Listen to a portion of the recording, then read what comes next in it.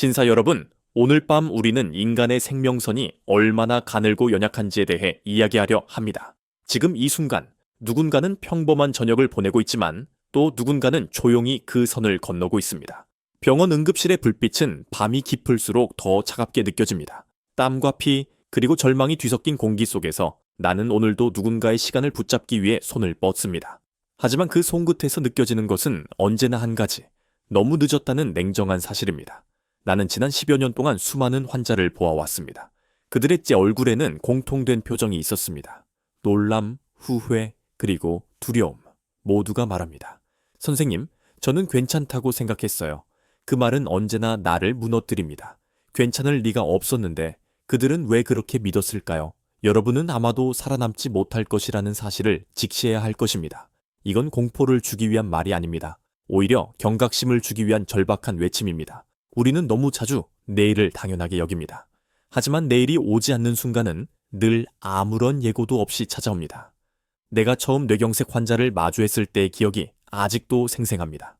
그는 72세 남성이었고 손주와 놀다 갑자기 쓰러졌습니다. 구급차가 도착했을 때 그의 눈은 이미 한쪽으로 돌아가 있었고 말은 흐트러져 있었습니다. 가족은 울면서 나에게 물었습니다. 살 수 있나요? 그때 나는 너무도 뻔한 진실을 입 밖에 내지 못했습니다. 조금만 더 빨리 오셨다면. 여러분, 뇌경색은 단지 뇌의 병이 아닙니다. 그것은 시간의 병입니다. 시간이 혈관을 마르고 단단하게 만들고 피를 끈적이게 하며 결국 생명을 조용히 잠식합니다.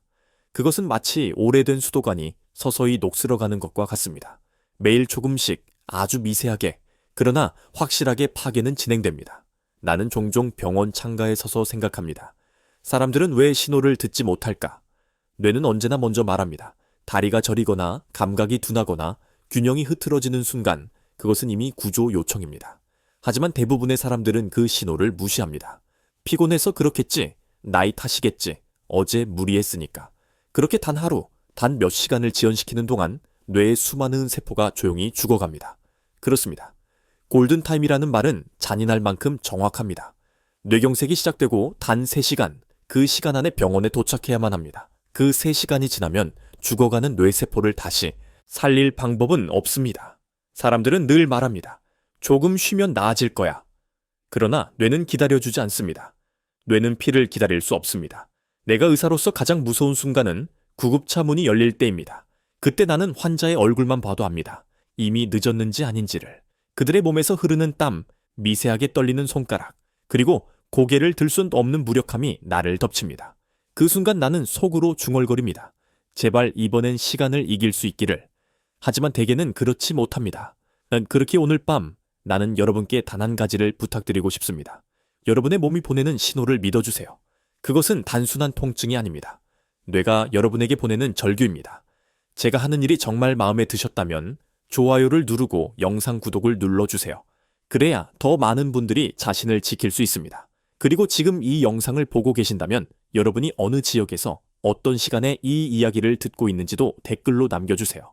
우리는 서로의 시간을 나누며 살아가야 합니다. 내가 이렇게 늦은 밤에도 목소리를 내는 이유는 단 하나입니다. 누군가가 오늘 밤 이 영상을 보고 내일을 맞이하길 바라기 때문입니다. 내 환자 중 한 분은 이렇게 말했습니다. 선생님, 어젯밤에 이상했는데 그냥 잤어요. 그 한마디가 내 머릿속을 떠나지 않습니다. 그분의 오른쪽 팔과 다리는 지금도 움직이지 않습니다.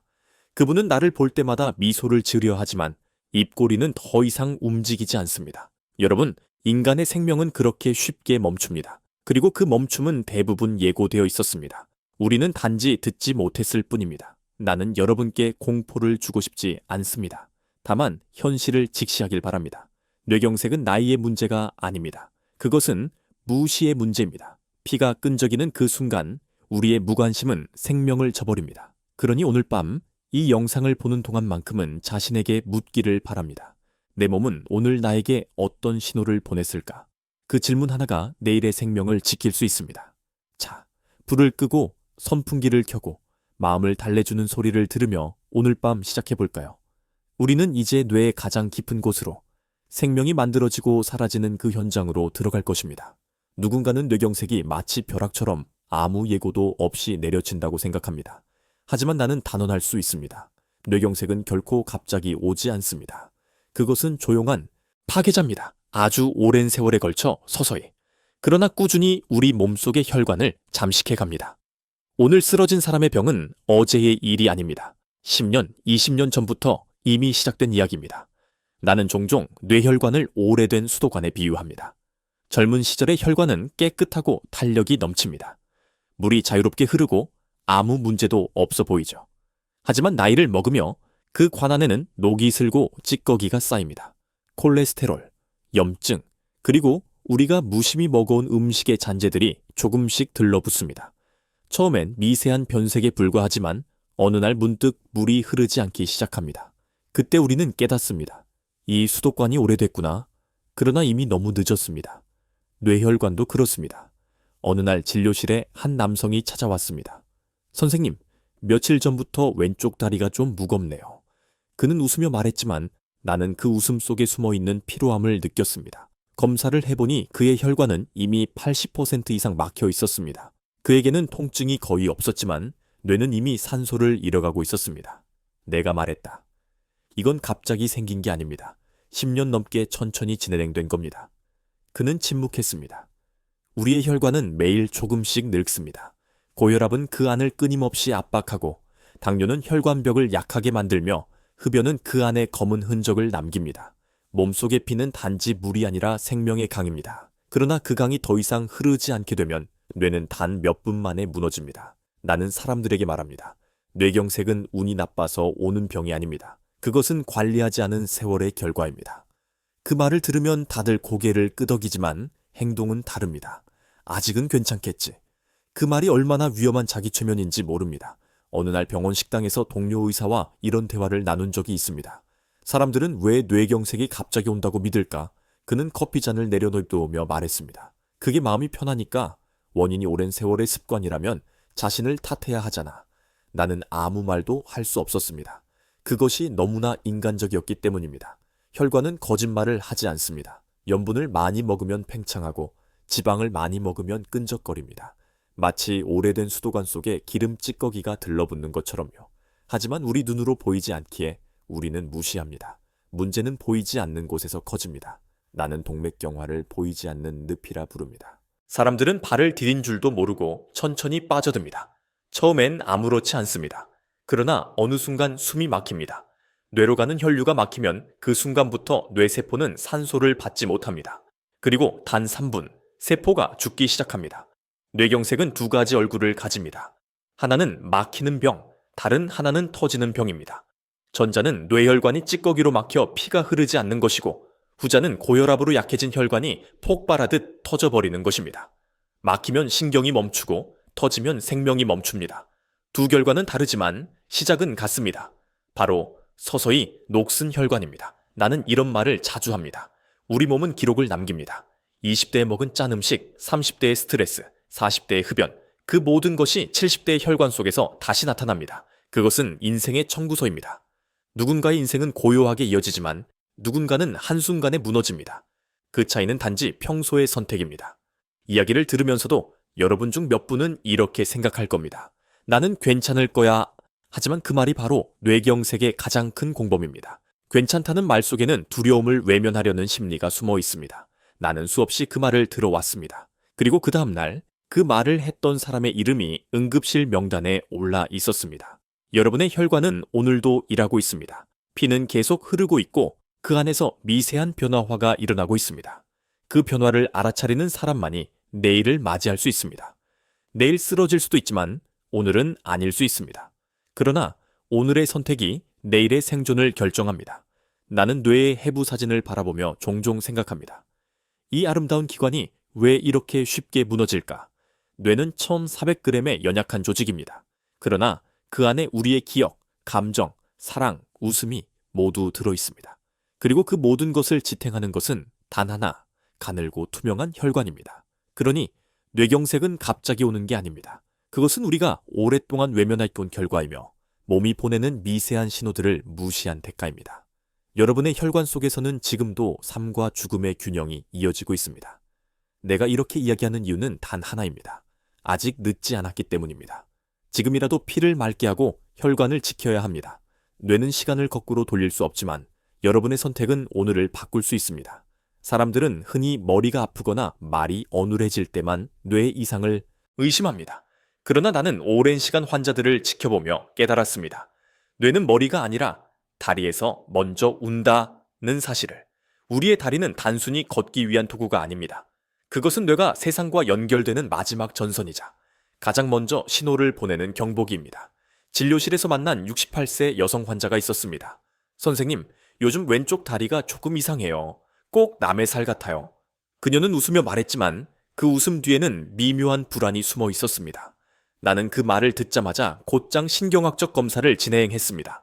결과는 명확했습니다. 뇌의 우측 운동 중추 부위 혈류가 급격히 감소하고 있었습니다. 겉으로 보기엔 멀쩡했지만 뇌는 이미 구조 신호를 보내고 있던 겁니다. 뇌경색의 초기 증상은 놀라울 정도로 사소하게 시작됩니다. 다리의 힘이 살짝 빠지는 느낌, 걸을 때 한쪽 발이 바닥에 닿는 감각이 어색해지는 것, 혹은 계단을 오르다 잠시 중심이 흔들리는 순간, 대부분의 사람들은 그것을 피로라고 부릅니다. 하지만 그 피로의 정체는 사실 뇌의 한쪽이 잠시 기능을 잃었다는 경고입니다. 나는 다리를 사람의 언어로 번역할 수 있다면 아마 이렇게 말할 것 같습니다. 지금 뇌가 숨을 쉬지 못해요. 제발 나를 좀 봐주세요. 하지만 안타깝게도 우리는 그 말을 듣지 못합니다. 다리가 보낸 신호는 하루 일과 속에서 묻혀버립니다. 오늘 많이 걸었으니까 그렇겠지. 나이 드니 그런가 보지. 그렇게 스스로를 안심시키는 동안 뇌는 점점 더 침묵 속으로 들어갑니다. 어느 날 새벽 2시 응급실 문이 급하게 열리며 노부부가 들어왔습니다. 남편은 오른쪽 다리를 질질 끌며 들어왔습니다. 아내는 울면서 말했습니다. 선생님, 어제부터 좀 이상했었는데 그냥 쉬면 나을 줄 알았어요. 그 말을 듣는 순간 나는 이미 알고 있었습니다. 그는 골든타임을 놓쳤습니다. MRI 화면에는 희미하게 하얗게 번진 영역이 보였습니다. 그것은 단순한 그림이 아니라 죽어버린 뇌세포의 흔적이었습니다. 나는 그녀의 다리를 잡고 말했습니다. 이건 근육의 문제가 아닙니다. 명령이 가지 않는 거예요. 우리의 다리는 뇌가 내리는 명령을 수행하는 정직한 부하입니다. 뇌에서 내려온 전기적 신호가 척수를 타고 내려와 근육을 움직입니다. 하지만 혈류가 끊기면 그 신호는 도착하지 못합니다. 뇌가 아무리 움직여라 명령해도 다리는 듣지 못합니다. 그래서 다리가 무겁게 느껴지고 한쪽만 절뚝이게 되는 겁니다. 나는 종종 내 어머니를 떠올립니다. 그분 역시 오랜 세월 동안 다리가 저린다고 하셨습니다. 그때 나는 젊은 의사였고 바쁘다는 핑계로 대수롭지 않게 넘겼습니다. 하지만 몇 년 뒤 어머니는 뇌경색으로 쓰러지셨습니다. 그날 이후 나는 다리의 모든 신호를 뇌의 언어로 듣기 시작했습니다. 의학 교과서에는 운동 기능 저하나 감각 이상이라는 딱딱한 표현이 있지만 나는 그것을 좀 더 인간적으로 해석합니다. 그것은 몸의 애절한 속삭임입니다. 여러분의 다리가 지금 위험하다고 말할 때 그것은 이미 뇌의 일부가 조용히 멈추고 있다는 뜻입니다. 병원 복도를 걸을 때마다 나는 수많은 환자들을 봅니다. 그들은 대부분 휠체어에 앉아 있습니다. 그들의 다리는 가늘고 피부는 창백합니다. 나는 그 다리를 볼 때마다 마음이 먹먹해집니다. 그들은 모두 신호를 보냈지만 아무도 듣지 않았던 사람들입니다. 가끔 환자들이 묻습니다. 선생님, 다리가 저릴 때마다 병원에 와야 하나요? 나는 대답합니다. 그렇습니다. 적어도 한 번은 와야 합니다. 단 한 번이라도 그 신호가 진짜일 수 있으니까요. 그리고 덧붙입니다. 다리가 말할 때 뇌는 이미 외치고 있습니다. 이제 여러분에게 묻겠습니다. 오늘 하루 다리가 어떤 말을 했나요? 혹시 평소보다 무겁지 않았나요? 감각이 조금 둔하거나 걷는 리듬이 이상하지 않았나요? 그 모든 것은 우연이 아닙니다. 그것은 뇌의 언어입니다. 나는 이 말을 수없이 반복했습니다. 뇌경색은 다리에서 시작된다. 하지만 여전히 사람들은 그 말을 잊습니다.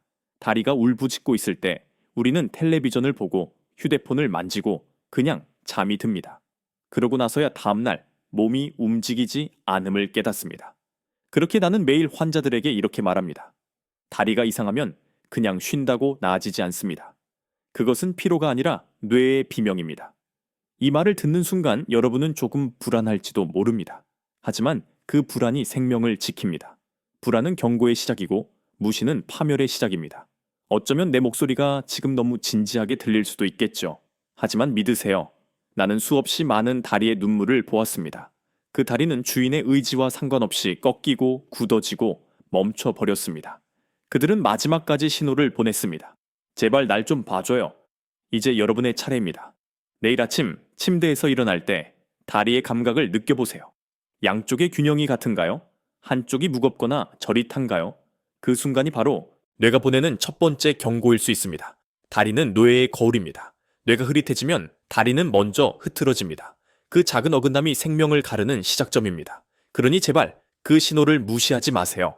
다리가 운다면 그것은 뇌가 절규하고 있다는 뜻입니다. 나는 매일같이 시간을 쫓는 사람이다. 환자가 응급실에 실려 들어오는 순간부터 내 머릿속엔 시계가 돌아가기 시작한다. 3시간이야. 그것은 의사들에게 있어 절대적인 법칙이다. 증상이 시작된 후 단 3시간, 그 안에 병원에 도착해야만 우리는 희망을 이야기할 수 있다. 그 시간을 넘어서면 뇌세포는 차례로 죽기 시작한다. 세포 하나하나가 꺼져가는 소리를 나는 들을 수 있을 것만 같다. 하지만 사람들은 그 3시간을 너무 쉽게 흘려보낸다. 이유는 단순하다. 괜찮겠지. 그 짧은 2글자가 수많은 생명을 앗아간다. 나는 어느 날 응급실 대기실에서 울고 있는 한 여성을 만났다. 그녀는 떨리는 손으로 남편의 신발을 꼭 쥐고 있었다. 어제 저녁부터 다리에 힘이 없다고 했어요. 근데 쉬면 나아질 줄 알았죠. 그녀의 남편은 이미 의식을 잃은 상태였다. 나는 고개를 숙였다. 아무 말도 할 수 없었다. 내가 할 수 있는 일은 단 하나. 손끝에서 남아있는 미약한 맥박을 붙잡는 것이었다. 하지만 시간은 피보다 빠르다. 피가 돌기 전에 시간은 이미 흘러간다. 뇌경색은 잔혹할 정도로 계산적이다. 첫 1분마다 약 190만 개의 뇌세포가 사라진다. 1시간은 영원과 같다. 뇌는 피를 기다려주지 않는다. 이 단순한 사실이 얼마나 잔혹한지 아는 사람은 많지 않다. 한 환자가 내게 이런 말을 했다. 선생님, 사실 어젯밤에도 좀 이상했는데요. 그냥 피곤한 줄 알았어요. 나는 그 말을 들을 때마다 가슴이 먹먹해진다. 어쩌면 그는 그 순간에도 자신의 몸이 보내는 구조 신호를 들었을 것이다. 하지만 인간은 언제나 두려움을 합리화한다. 병원에 가는 것보다 그냥 괜찮다고 믿는 게 더 쉽기 때문이다. 나는 뇌경색 환자들의 시간을 그래프로 표현해 본 적이 있다. 증상이 시작되고 병원에 도착하기까지 걸린 평균 시간은 5시간 20분이었다. 골든타임은 3시간. 이미 2시간을 넘긴 셈이다. 그 2시간 동안 뇌는 천천히 침묵 속으로 빠져든다. 말을 잃고 감각을 잃고 한쪽 세계가 사라진다. 어느 날 밤 나는 응급실에서 한 노인을 마주했다. 그는 의식을 잃은 채 들것 위에 누워 있었다. 가족이 울며 말했다. 선생님, 이틀 전에도 잠깐 쓰러졌는데 금방 괜찮아졌어요. 나는 그의 MRI를 보았다. 뇌의 왼쪽 운동 영역이 완전히 하얗게 변해 있었다. 그것은 더 이상 회복되지 않는 영역이었다. 나는 가족에게 말했다. 이건 어제 시작된 게 아닙니다. 이미 오래전부터 진행돼 왔어요. 그 순간 가족의 표정은 완전히 무너졌다. 이 장면을 수없이 봐왔다. 누군가의 후회는 늘 같은 문장으로 끝난다. 조금만 더 빨리 알았더라면. 하지만 시간은 되돌릴 수 없다. 나는 의사로서 그 사실을 누구보다 잘 안다. 그래서 더 간절하게 말한다. 지금이라도 늦기 전에 행동하라고. 시간의 잔혹함은 피보다 차갑다. 피는 막히면 뚫을 수 있다. 하지만 시간은 막을 수 없다. 우리가 아무것도 하지 않는 동안에도 뇌는 이미 결정을 내린다. 살아남을 세포와 죽을 세포를 나눈다. 그 결정은 되돌릴 수 없다. 나는 종종 생각한다. 만약 사람들이 뇌경색의 속도를 눈으로 볼 수 있다면 단 한 명도 집에서 버티지 않을 것이다. 뇌 안의 혈류가 멈추고 점점 어두워지는 그 영상을 본다면 누구나 벨빌구를 누를 것이다. 하지만 우리는 그걸 보지 못한다. 그래서 망설인다. 그리고 그 망설임이 생명을 빼앗는다. 조금만 더 기다려보자. 그 말이 얼마나 위험한지 나는 매일 본다. 그 몇 시간의 망설임이 평생의 마비와 언어장애로 이어진다. 사람들은 죽음을 두려워하지만 정작 죽음보다 무서운 것은 후회다. 나는 환자들에게 이렇게 말한다. 뇌경색은 피와의 싸움이 아닙니다. 시간과의 싸움이에요. 그 말을 들은 어떤 환자는 눈을 감고 이렇게 중얼거렸다. 그럼 저는 이미 진 거네요. 그때 나는 아무 대답도 하지 못했다. 그는 맞았다. 그는 이미 시간을 잃었다. 의사로서 나는 언제나 시계를 본다. 환자의 손을 잡고 가족의 울음을 들으며 나는 속으로 숫자를 세어본다. 세포가 죽는 속도, 혈류가 막히는 속도, 그리고 희망이 사라지는 속도. 모든 것이 숫자처럼 흐른다. 그러나 단 하나, 인간의 감정만은 수학으로 계산할 수 없다. 나는 이 말을 남기고 싶다. 여러분, 시간은 피보다 빠릅니다. 피는 멈춰도 다시 흐를 수 있습니다. 그러나 시간이 흐르면 다시 돌아오지 않습니다. 오늘 여러분이 해야 할 일은 단 하나입니다. 신호가 오면 즉시 벨19를 누르세요. 조금만 쉬면 나아지겠지. 그 말 대신 지금 가야 한다 라고 외치세요. 이 세상에서 가장 치명적인 병은 망설임입니다. 그리고 가장 강력한 치료제는 즉시 행동입니다. 뇌경색은 기다려주지 않습니다. 여러분의 두 다리가 버틸 수 있을 때 전화를 걸어야 합니다. 그 3시간이 지나면 아무리 뛰어난 의사라도 뇌를 되살릴 수 없습니다. 시간은 피보다 빠르다. 나는 그 잔혹한 진실을 매일 본다. 그리고 오늘도 누군가에게 이렇게 말한다. 조금만 더 빨리 왔더라면 결과는 달랐을 겁니다. 나는 수없이 들었다. 선생님, 어제는 다리에 힘이 빠졌는데 오늘은 괜찮아요. 그 말 속에는 안도감과 함께 보이지 않는 함정이 숨어 있었다. 그 함정의 이름이 바로 일과성 허혈 발작. 의학적으로는 타이어 트랜시엔트 이스케믹 애택 라고 부르는 현상이다. 뇌혈관이 잠깐 막혔다가 다시 뚫리는 것. 사람들은 그 짧은 회복을 다행이라 부르지만 나는 그것을 뇌의 마지막 경고장이라 부른다. 어느 날 저녁 74세의 남성이 내 진료실에 들어왔다. 어제 저녁에 잠깐 한쪽 다리에 힘이 안 들어가서 주저앉았는데 한 10분쯤 지나니까 괜찮아졌어요. 그는 웃으며 말했다. 괜히 병원에 온 거 아닌가요?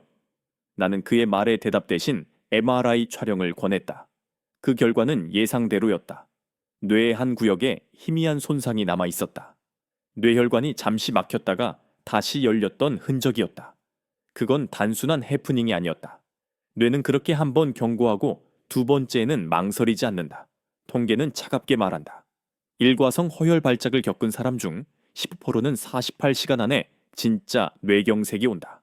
그리고 3개월 안에는 20%가 넘는다. 나는 그 숫자를 운명의 타이머라 부른다. 뇌는 경고를 보냈고 이제 인간의 선택만이 남았다. 문제는 대부분의 사람들이 그 경고를 기적이라 착각한다는 것이다. 증상이 사라지면 살아났다고 믿는다. 하지만 그것은 살아난 게 아니라 더 영이 된 것처럼이다. 뇌는 잠시 숨을 돌렸을 뿐이다. 피가 다시 흐르는 순간 사람들은 안심한다. 그리고 그 안심이 곧 파멸로 이어진다. 나는 그 착각의 순간을 너무 많이 보았다. 사람들은 괜찮아졌으니까 병원에 갈 필요 없다고 생각한다. 그들은 그 짧은 회복을 회복이라 부르지만 나는 그것을 전조라 부른다. 뇌가 다시 숨을 멈추기 전에 남긴 마지막 신호. 기억나는 한 환자가 있다. 67세 여성. 이름은 말하지 않겠다. 그녀는 어느 날 점심을 먹던 중에 오른손 젓가락을 떨어뜨렸다. 그때 잠시 손이 말을 듣지 않았고 발음도 어눌해졌다고 했다. 그러나 몇 분 후 모든 것이 정상으로 돌아왔다. 그녀는 그것을 대수롭지 않게 넘겼다. 그냥 피곤해서 그랬나 봐요. 그리고 48시간 뒤 그녀는 다시 내게 왔다. 이번엔 스스로 걸어 들어올 수 없었다. 왼쪽 몸 전체가 마비된 상태였다. 그녀는 내 눈을 보며 말했다. 선생님, 어제 병원에 왔어야 했나요? 나는 말없이 고개를 끄덕였다. 그녀는 울었다. 하지만 그 눈물은 후회의 눈물이 아니라 깨달음의 눈물이었다. 인간은 언제나 아프고 나서야 배운다. 그러나 뇌는 두 번째 기회를 주지 않는다. TIA의 무서움은 그 잠깐의 회복에 있다. 우리는 통증이 사라지면 병도 사라졌다고 믿는다. 하지만 뇌는 그렇게 단순하지 않다. 혈류가 잠시 돌아와도 혈관벽은 이미 손상되어 있다. 작은 혈전이 다시 생기면 이번에는 완전히 막힌다. 그것이 바로 진짜 뇌경색이다. 나는 종종 강의에서 이렇게 말한다. 여러분, 다리가 잠깐 마비됐다가 풀린다면 축복이 아니라 경고입니다. 그 말을 들은 사람들은 대부분 웃는다. 하지만 그 웃음 뒤엔 두려움이 있다. 왜냐하면 그들이 알고 있기 때문이다. 자신도 그런 경험이 있었음을. 나는 의사로서 그리고 인간으로서 이 착각이 가장 무섭다. 괜찮다는 자기 암시가 병보다 더 치명적이다. 몸은 이미 경고하고 있는데 마음은 그 신호를 부정한다. 피곤했겠지? 잠을 못 잤나 봐. 나이 드니 그런가 보지. 그렇게 스스로를 속이며 사람들은 골든타임을 일컫는다. 한 번은 내 친구가 내게 전화를 걸었다. 야, 나 오늘 아침에 잠깐 말이 꼬였는데 지금은 괜찮아. 나는 소리를 질렀다. 지금 당장 병원 가. 그는 웃으며 말했다. 괜찮다니까. 지금 멀쩡해. 그날 밤 그의 아내에게서 전화가 왔다. 선생님, 남편이 갑자기 쓰러졌어요. 그는 중환자실에 누워 있었다. 그의 뇌 영상에서 하얗게 번진 부분은 마치 불이 꺼진 도시 같았다. 나는 그날 밤 오랫동안 잠들지 못했다. 내 친구는 나의 말을 믿지 않았다. 아니, 그는 자신의 몸을 믿지 않았다. 우리는 종종 병보다 자신을 더 과신한다. 그것이 인간의 본능이지만 때로는 그 본능이 우리를 죽인다. 여러분, 뇌경색은 단 한 번의 경고로 끝나지 않습니다. 그 경고는 반드시 다시 찾아옵니다. 그리고 그 두 번째는 결코 사라지지 않습니다. TIA는 뇌의 마지막 시험입니다. 이번에는 살려줄게. 하지만 다음은 없어. 뇌가 그렇게 말하는 것처럼 느껴집니다. 그러니 기억하세요. 증상이 사라졌다고 안심하지 마세요. 그것은 회복이 아니라 휴전입니다. 전쟁은 끝나지 않았습니다. 단지 다음 공격을 준비하고 있을 뿐입니다. 나는 이 말을 마지막으로 남기고 싶습니다. 뇌가 잠시 멈췄다면 지금이 기회입니다. 바로 병원으로 가세요. 그 몇 분의 선택이 평생의 삶을 결정합니다. 여러분이 그 짧은 순간에 올바른 결정을 내린다면 뇌는 여러분을 용서할지도 모릅니다. 하지만 시간을 놓치면 뇌는 아무 말도 하지 않습니다. 단지 조용히 문을 닫습니다. 나는 오랜 세월 동안 깨달았다. 뇌경색을 막는 가장 단순하면서도 강력한 방법은 피를 맑게 하는 것이다. 피가 맑으면 혈관은 숨을 쉬고 뇌는 살아난다. 나는 이 말을 진료실 벽에 붙여두었다. 약보다 먼저 식탁을 바꿔라. 수많은 환자들이 약을 달라고 말하지만 나는 먼저 그들의 식단을 묻는다. 오늘 아침엔 뭐 드셨나요? 그 질문 하나로 나는 그들의 혈관 나이를 알 수 있다. 뇌경색은 약병이 아니라 부엌에서 시작된다. 첫 번째 친구는 등푸른 생선더이다. 고등어, 꽁치, 삼치, 청어 같은 생선들은 은빛 비늘 아래 오메가4라는 생명의 기름을 품고 있다. 나는 그 기름을 혈관의 청소부라고 부른다. 오메가3는 끈적한 피를 부드럽게 만들고 혈관벽의 염증을 씻어낸다. 나는 어느 70대 환자에게 이렇게 말했다. 주 2회 고등어를 드세요. 몇 달 후 그의 혈중 중성지방 수치는 눈에 띄게 떨어졌다. 선생님, 약을 줄여도 될까요? 그는 웃으며 말했다. 나는 고개를 끄덕였다. 그것이 바로 자연의 약이었다. 하지만 생선의 효능은 조리법에 따라 달라진다. 튀기면 죽고 구우면 산다. 기름이 타면 오메가3도 함께 죽는다. 그러니 반드시 찜이나 구이로 드시라. 여러분의 뇌혈관은 그 은은한 향 속에서 다시 숨을 쉬게 된다. 두 번째는 청국장 혹은 나토다. 냄새 때문에 고개를 젓는 사람들이 많지만 나는 단언한다. 그것은 세계에서 가장 강력한 천연 혈전 용해제다. 나토가 발효되며 만들어내는 나토키나제라는 효소는 이미 생긴 혈전을 직접 녹인다. 병원에서 사용하는 비싼 혈전 용해 주사의 원리가 바로 그것이다. 나는 진료 중 종종 이렇게 말한다. 냄새는 조금 거슬려도 그 냄새가 생명을 구합니다. 나토는 약이 아니라 조용한 수리공이다. 막힌 혈관을 살살 두드리며 길을 열어준다. 단, 중요한 점이 있다. 나토키나제는 열에 약하다. 너무 오래 끓이면 효소가 죽는다. 그러니 국을 끓일 때는 불을 끄기 직전에 넣어야 한다. 이것이 바로 조용한 과학이다. 세 번째 친구는 시금치를 비롯한 칼륨이 풍부한 녹색 채소다. 나는 그 초록빛 잎을 볼 때마다 마음이 놓인다. 시금치, 호박, 버섯, 미나리. 이들은 모두 혈압의 파수꾼이다. 나트륨이 몸속에서 혈압을 높이려 할 때 칼륨은 그 손을 붙잡고 말린다. 그만해. 이젠 충분해. 그리고 여분의 나트륨을 소변으로 배출시킨다. 고혈압은 뇌출혈의 가장 큰 원인이다. 그러니 칼륨은 피를 부드럽게 만드는 천사의 손이다. 하지만 주의해야 할 점도 있다. 신장이 약한 노년층은 바나나처럼 칼륨이 과도한 과일을 피해야 한다. 대신 채소로 섭취하면 안전하다. 뇌혈관은 그 부드러운 균형 속에서 튼튼해진다. 마지막 네 번째는 토마토 파라다. 나는 토마토를 붉은 심장이라 부른다. 그 안에 붉은 색소, 라이코펜은 혈관벽을 코팅하는 천연 보호막이다. 활성산소가 혈관을 공격할 때 라이코펜은 그것을 막는다. 마치 오래된 수도관의 녹을 방지하는 코팅제처럼. 하지만 생토마토보다 더 좋은 방법이 있다. 살짝 익히거나 올리브유에 볶아 먹으면 라이코펜의 흡수율이 5배나 높아진다. 그 기름 한 방울이 라이코펜을 끌어안아 뇌로 보내준다. 나는 이것을 붉은 협력이라 부른다. 어느 날 한 노부부가 내 진료실에 왔다. 선생님, 요즘은 약보다 밥상이 더 중요하다는 걸 느껴요.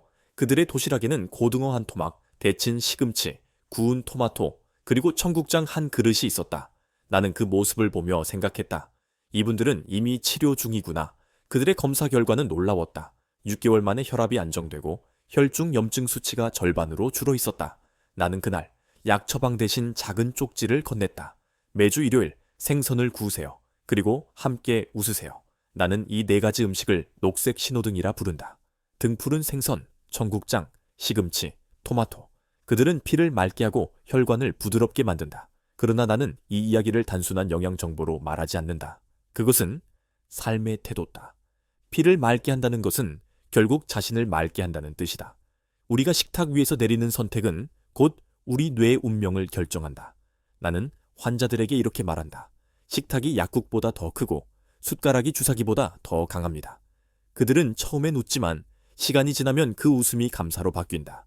여러분의 혈관은 지금도 일하고 있습니다. 그 안에서 피는 쉼 없이 흐르고 매 순간 생명을 유지하고 있습니다.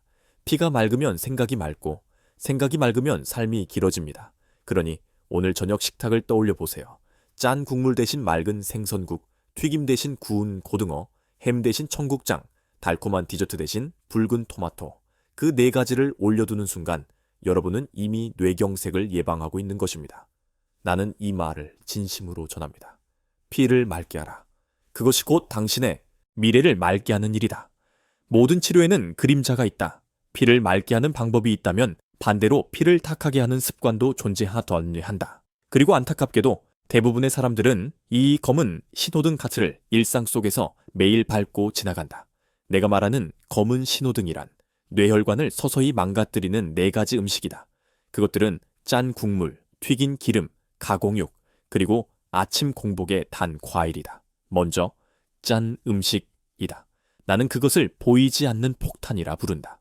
특히 국, 찌개, 젓갈, 장아찌는 한국인의 밥상에서 빠질 수 없지만 뇌혈관의 입장에서는 가장 잔혹한 공격이다. 나트륨이 지나치게 많으면 혈액 속의 농도가 높아진다. 그러면 우리 몸은 그 농도를 맞추기 위해 주변의 수분을 끌어온다. 즉, 혈관 속의 피가 부풀어 오르는 것이다. 그 압력은 고혈압으로 이어지고 낡은 혈관벽은 그 압력을 견디지 못한다. 결국 터진다. 나는 한 번도 잊을 수 없는 환자가 있다. 72세의 어르신이었다. 선생님, 난 짠 걸 안 먹어요. 근데 국물은 좀 마시지. 그 국물 한 모금이 문제였다. 하루도 빠지지 않는 된장국과 김치찌개, 그리고 그 속의 나트륨이 그의 뇌혈관을 매일 조금씩 때려 부수고 있었다. 어느 날, 그는 식탁에 앉은 채로 오른쪽으로 고개를 툭 떨어뜨렸다. 식구들은 그가 잠시 졸았다고 생각했다. 그러나 그것은 뇌출혈의 시작이었다. 국물의 따뜻함이 피의 폭발로 바뀌는 순간이었다. 두 번째 적은 이제 튀김 음식 맥사이다. 바삭한 식감, 고소한 향기, 그리고 치킨이라는 단어만 들어도 침이 고인다. 하지만 나는 환자들에게 이렇게 말한다. 바삭한 순간이 혈관의 마지막 순간일 수도 있습니다. 튀김의 문제는 트랜스 지방이다. 고온에서 산화된 기름은 혈관벽에 상처를 내고 그 상처에 콜레스테롤이 들러붙는다. 그것이 바로 동맥경화의 시작이다. 나는 그것을 지연된 자살이라 부른다. 오늘 튀김을 먹고 내일 쓰러지는 일은 없지만 10년 후 그 기름은 반드시 기억된다. 어느 날 60대의 한 여성 환자가 내게 물었다. 선생님, 저는 치킨을 한 달에 한 번만 먹어요. 나는 미소를 지으며 대답했다. 그 한 번이 당신의 혈관엔 한 달 내내 남습니다. 튀김 기름의 냄새가 사라지는 데는 하루가 걸리지만 그 기름이 혈관에서 사라지는 데는 수개월이 걸린다. 피는 기억력이 뛰어난 물질이다. 한 번 더럽혀지면 쉽게 잊지 않는다. 세 번째는 가공육감이다. 햄, 소시지, 베이컨. 그 단어만 들어도 아침 식탁이 떠오른다. 하지만 그 속에는 보이지 않는 화학물질의 전쟁이 숨어 있다. 아질산염, 방부제, 나트륨, 그리고 각종 인공 첨가물. 이들은 혈관을 공격하는 세균처럼 작용한다. 나는 MRI 화면 속 혈관을 보며 말한다. 이건 나이가 아니라 음식의 흔적입니다. 가공육은 단백질을 가장한 독이다. 그럴듯한 향과 짠맛 뒤에 숨어 있는 것은 만성 염증이다. 염증은 혈관벽을 약하게 만들고 결국 그 구조를 파괴한다. 마지막 4번째 적은 의외다. 많은 사람들이 건강식이라고 믿는 바나나, 다. 특히 아침 공복의 바나나는 노년층에게는 시한폭탄이다. 바나나 하나에는 400mg이 넘는 칼륨이 들어있다. 젊을 때는 그 칼륨이 나트륨을 배출시켜 혈압을 낮추지만 70대 이후 신장 기능이 약해지면 이야기가 달라진다. 칼륨이 몸속에 쌓이면서 심장의 전기 신호를 교란시키고 부정맥을 유발할 수 있다. 그리고 바나나는 생각보다 당분이 높다. 공복에 바나나를 먹으면 혈당이 급격히 상승한다. 이별을 넘나드는 스파이크 혈당은 혈관 내벽을 면도날처럼 긁는다. 그 상처 위에 콜레스테롤이 들러붙는다. 나는 이를 달콤한 배신이라 부른다. 나는 어느 날 이런 말을 했다. 당신이 짠 국물, 튀김, 햄, 바나나를 좋아한다면 뇌는 당신을 신뢰할 겁니다. 사람들은 웃었지만 그 웃음 뒤엔 두려움이 있었다. 왜냐하면 그 말이 진실이기 때문이다. 나는 그들에게 이렇게 조언한다. 피를 맑게 하는 것보다 피를 더럽히지 않는 게 먼저입니다. 혈관은 쓰레기통이 아니다. 아무리 좋은 오메가3를 먹어도 매일 나트륨과 트랜스 지방을 넣는다면 아무 소용이 없다. 나는 언젠가부터 식탁을 전쟁터로 본다. 한쪽에는 피를 맑게 하는 음식이 있고 다른 쪽에는 피를 탁하게 만드는 음식이 있다. 매일 우리는 그 둘 중 하나를 선택한다. 그 선택이 곧 생존의 방향을 결정한다. 이제 여러분의 부엌을 떠올려 보라. 냉장고 문을 열면 무엇이 보이는가? 플라스틱 포장 속 가공육, 반짝이는 튀김 소스, 혹은 반쯤 남은 젓갈 한 통. 그 모든 것이 여러분의 뇌로 향하는 폭탄이다. 그것들을 하나씩 치워라. 대신 맑은 물 한 컵과 구운 생선 한 조각을 남겨라. 그것이 뇌를 살리는 첫 걸음이다. 나는 이렇게 말하고 싶다. 피를 탁하게 하는 것은 음식이 아니라 무관심이다. 몸은 늘 신호를 보낸다. 나트륨이 많으면 얼굴이 붓고 기름진 음식을 먹으면 피로가 깊어진다. 그것이 몸의 언어다. 그러나 사람들은 듣지 않는다. 몸의 말보다 입의 쾌락을 따른다. 그러나 여러분, 기억하라. 피가 탁하면 생각이 흐려지고 감정이 무거워진다. 반대로 피가 맑으면 마음이 가볍다. 음식은 단지 영양이 아니라 감정의 연료다. 오늘 저녁 나는 다시 말한다. 짠 국물 대신 맑은 물, 튀김 대신 구이, 가공육 대신 청국장, 바나나 대신 토마토. 그 작은 교체 하나가 뇌의 생명을 연장한다. 뇌경색은 식탁에서 시작되고 식탁에서 끝난다. 여러분의 젓가락 끝이 곧 여러분의 미래다. 하루의 시작은 의외로 조용하다. 병원 복도는 아직 어둡고 창문 너머의 햇살이 천천히 새어 들어온다. 나는 커피를 한 모금 마시며 늘 같은 생각을 한다. 오늘도 누군가는 신호를 놓치겠지. 그래서 나는 내 환자들에게 부탁한다. 매일 아침 단 5분만 투자하라. 그것이면 충분하다. 당신의 뇌는 그 짧은 시간을 통해 자신이 살아있음을 증명할 수 있다. 나는 이것을 아침 5분자가 진단법이라 부른다. 단순하지만 강력하다. 거창한 기계도 필요 없고 미리 없고 돈 한 푼 들지 않는다. 다만 스스로의 몸에 귀 기울일 용기만 있으면 된다. 첫 번째, 의자에서 일어나기. 아침에 의자에 앉았다가 일어설 때 양쪽 다리에 힘이 같은지 확인하라. 한쪽이 유난히 무겁거나 몸이 한쪽으로 쏠린다면 그것은 단순한 근육 문제일 수 없다. 뇌의 운동 신호가 한쪽으로 흐르지 않는 것이다. 나는 매일 환자들에게 묻는다. 오늘 아침 양쪽 다리에 힘이 같았나요? 대답은 늘 비슷하다. 생각해 본 적이 없어요. 그렇다. 대부분의 사람은 자신이 대칭적으로 서 있는지를 느껴보지 않는다. 그러나 바로 그 순간이 생명을 구할 수 있다. 두 번째, 눈을 감고 서 있기. 벽에 기대어 눈을 감고 30초만 서보라. 중심이 흐트러지거나 한쪽으로 기울면 뇌의 균형센터인 손해에 문제가 생겼을 가능성이 높다. 나는 가끔 이 동작을 아침의 명상이라 부른다. 눈을 감으면 세상이 조용해지고 오직 몸의 미세한 떨림만 느껴진다. 그것이 바로 뇌의 속삭임이다. 만약 몸이 좌우로 흔들린다면 그것은 뇌의 한쪽이 이미 신호를 놓치고 있다는 뜻이다. 세 번째, 발바닥 감각 확인하기. 맨발로 바닥을 밟아보라. 양쪽 발바닥의 감각이 같은가? 한쪽이 유독 차갑거나 둔하게 느껴진다면 그건 단순한 순환 문제가 아니다. 뇌의 감각신경이 보내는 신호가 흐트러졌다는 표시다. 나는 진료실에서 환자들에게 늘 이런 질문을 한다. 한쪽 발만 두꺼운 양말을 신은 느낌이 들지 않나요? 그 질문에 놀라며 고개를 끄덕이는 사람들을 너무 많이 봐왔다. 그들은 모두 뇌가 이미 작은 경고를 보낸 사람들이었다. 네 번째, 일직선으로 걷기. 거실 바닥에선 하나를 상상하고 발 뒤꿈치와 발끝을 붙여 일직선으로 걸어보라. 이 단순한 테스트가 놀라운 결과를 보여준다.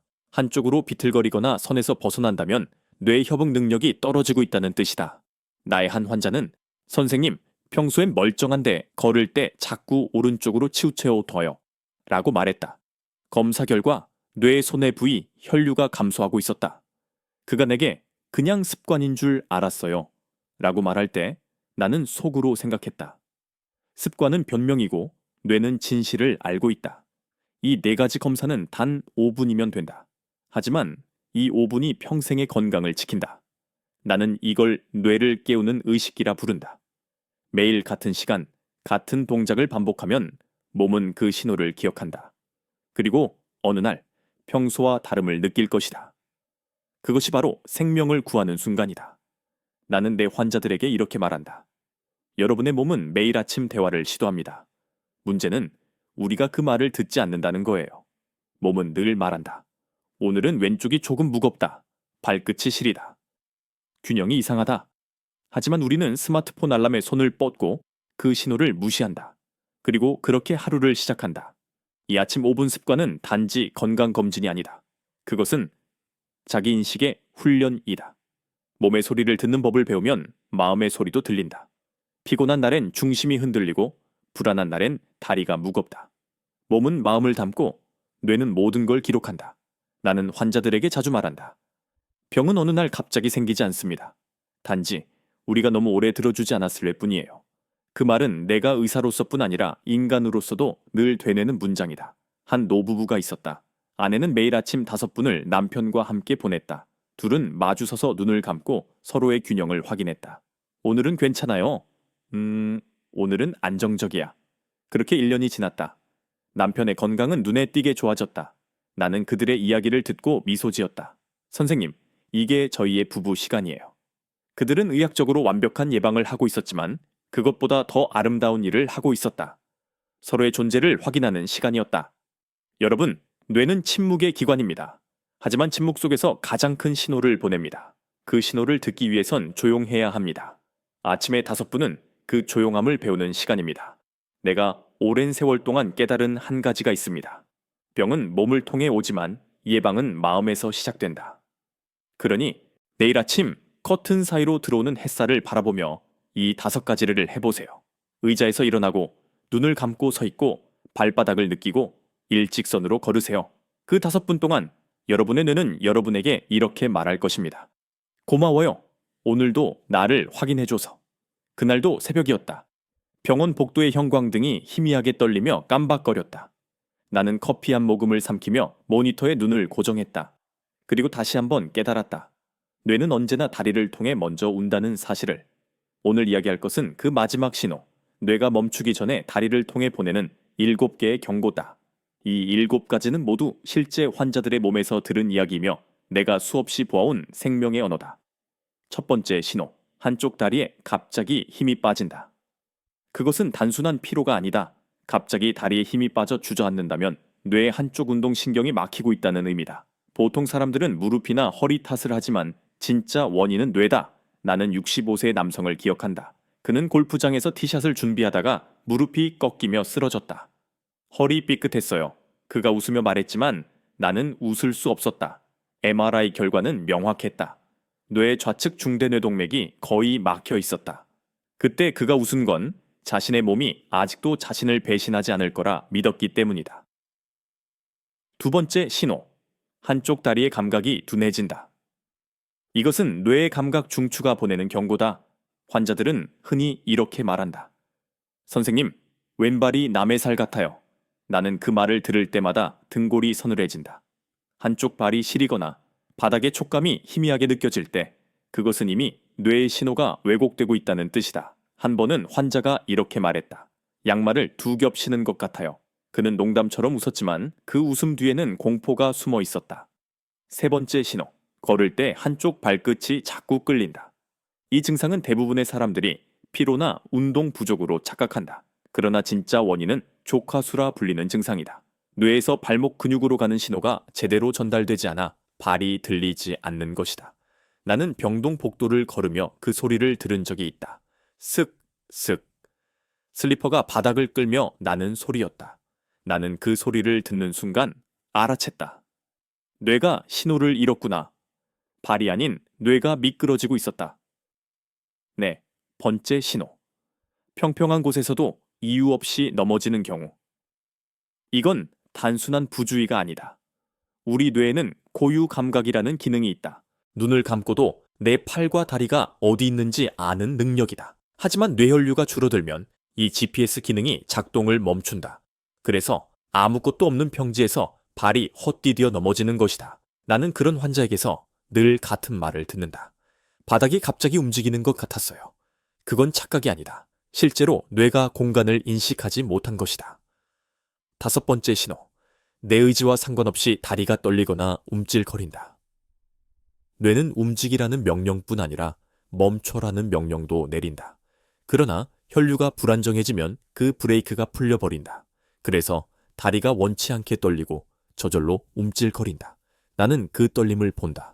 의자에 앉아있는 환자의 다리가 미세하게 진동한다. 그 미묘한 떨림 속에서 나는 뇌의 혼란을 느낀다. 마치 전선이 합선된 것처럼 뇌는 신호를 제대로 제어하지 못한다. 여섯 번째 신호. 술 취한 사람처럼 비틀거리거나 한쪽으로 쏠린다. 이 증상은 손해라는 뇌 부위와 관련이 있다. 손해는 균형의 사령탑이다. 그 기능이 떨어지면 몸은 중심을 잃고 기울어진다. 환자들은 흔히 이석증이나 어지럼증이라고 착각한다. 하지만 뇌경색의 손해 부위가 막히면 단 몇 시간 만에 쓰러질 수도 있다. 나는 병실에서 한 노인을 본 적이 있다. 선생님, 바닥이 기울어져요. 그의 몸이 오른쪽으로 서서히 기울며 침대 옆으로 넘어졌다. 그 순간 나는 본능적으로 그의 팔을 붙잡았다. 그의 눈동자가 흔들리며 중심을 찾으려 애썼지만 뇌는 이미 균형을 잃고 있었다. 일곱 번째 신호. 이 모든 증상이 잠깐 나타났다가 사라진다. 이것이 가장 위험한 신호다. 바로 앞서 말한 TIA, 즉 일과성 허혈 발작이다. 증상이 사라지면 대부분의 사람들은 다행이다 라고 말한다. 그러나 나는 그 말을 들을 때마다 속으로 외친다. 아니요, 다행이 아닙니다. 이제 진짜 폭풍이 옵니다. 뇌의 한 혈관이 잠시 막혔다가 다시 뚫리는 순간 사람들은 안심하지만 그것은 뇌가 마지막으로 보낸 SOS 신호다. 48시간 안에 그 혈관은 다시 막힐 확률이 15% 이상이다. 나는 이 7가지 신호를 뇌의 마지막 7계명이라 부른다. 그것들은 모두 다리를 통해 나타난다. 뇌가 명령을 잃으면 다리는 먼저 멈춘다. 마치 끊어진 전화선처럼 뇌의 지휘가 다리까지 닿지 않는다. 어느 날 나는 환자 보호자에게 이렇게 말했다. 오늘 아침부터 한쪽 다리에 힘이 빠졌다면 지금이 바로 골든타임입니다. 그녀는 놀란 눈으로 물었다. 그럼 증상이 사라져도요?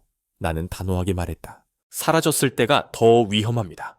여러분, 이 7가지 신호 중 단 하나라도 경험했다면 그것이 5분이든 10분이든 간에 절대 기다리지 마십시오. 뇌는 경고를 한 번밖에 하지 않습니다. 두 번째는 말하지 않습니다. 다리가 보내는 그 미묘한 신호를 들을 수 있다면 여러분은 이미 절반은 이긴 것입니다. 하지만 그 신호를 무시한다면 뇌는 곧 침묵할 것입니다. 나는 수많은 환자들의 다리를 보며 그 다리들이 얼마나 많은 말을 하고 있었는지 알게 되었다. 그들은 피곤해서 그런 게 아니었다. 나이 탓도 아니었다. 그건 뇌의 비명이었다. 그러니 기억하세요. 다리가 울면 뇌가 운다는 뜻입니다. 다리가 쓰러지면 뇌가 멈춘다는 뜻입니다. 이제 여러분이 해야 할 일은 단 하나입니다. 다리의 목소리를 듣는 것. 그 목소리가 희미하더라도 그 속에는 생명이 담겨 있습니다. 단어수 1001, 계속을 기다리세요. 크레지데 빠사, 님프 FAST, 그리고 L, 응급실에 울리는 전화벨 소리가 오늘따라 유난히 날카로웠다. 나는 수화기를 들자마자 환자의 상태를 묻는다. 언제부터 증상이 시작됐나요? 그 한 문장이 생사를 가른다. 왜냐하면 뇌경색의 치료는 단 한 가지 공식으로 시작하기 때문이다. FAS, 데데타. 이 네 글자는 전 세계 모든 의사와 구급대원이 외우는 생명인의 언어다. F는 face, 얼굴. 한쪽 입꼬리가 처지거나 웃을 때 좌우가 비대칭이면 뇌가 이미 명령을 잃은 것이다. A는 arm, 팔. 양팔을 들어 올렸을 때 한쪽이 힘없이 떨어진다면 뇌의 운동 중추가 막힌 것이다. S는 speech, 말. 발음이 어눌하거나 단어가 떠오르지 않음을 잘 않으면 언어 중추가 공격받고 있다는 신호다. T는 time, 시간. 그리고 마지막 이 모든 징후가 하나라도 보이면 지금 바로 119를 불러야 한다. 그 지금이 뇌의 생명선이다. 하지만 나는 거기에 하나를 더한다. 렉. 다리다. 뇌는 다리를 통해 마지막 신호를 보낸다. 다리가 무겁고 감각이 사라질 때 그건 이미 FRST의 일부다. 그래서 나는 이 5번째 문자를 덧붙였다. FRST. 생명을 위한 완전한 알람이다. 어느 날 69세의 여성이 응급실에 도착했다. 그녀의 가족이 말했다. 선생님, 어제 잠깐 다리에 힘이 빠졌다가 금방 괜찮아졌어요. 나는 물었다. 증상은 언제부터였죠? 오늘 오전 10시요. 나는 시계를 보았다. 지금은 오후 1시 반. 그 3시간 반이 모든 걸 결정했다.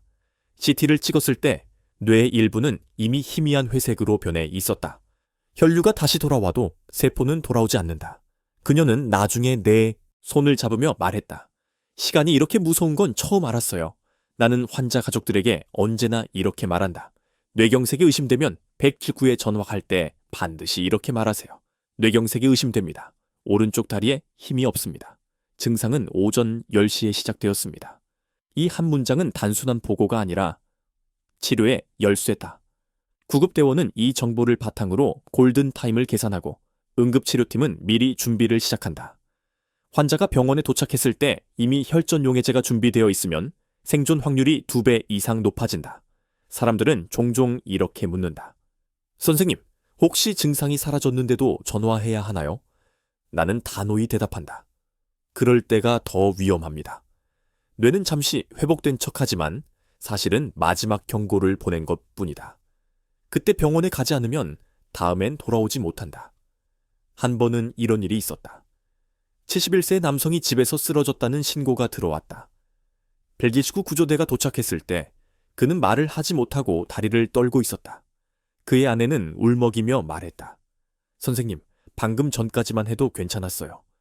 구급대원은 침착하게 그를 들것에 눕히며 물었다. 언제부터였죠? 10분 전이에요. 그 말을 듣고 나는 무선으로 외쳤다. 준비하세요. 골든타임 아닙니다. 그날 그는 살아났다. 아니, 더 정확히 말하면 시간이 그를 살렸다. 하지만 모든 이야기가 그렇게 끝나지는 않는다. 어떤 환자들은 스스로의 판단으로 시간을 흘려보낸다. 그들은 병원에 가는 것을 두려워한다. 자식들에게 걱정을 끼치기 싫고 돈이 아깝고 괜히 호들갑이라 생각한다.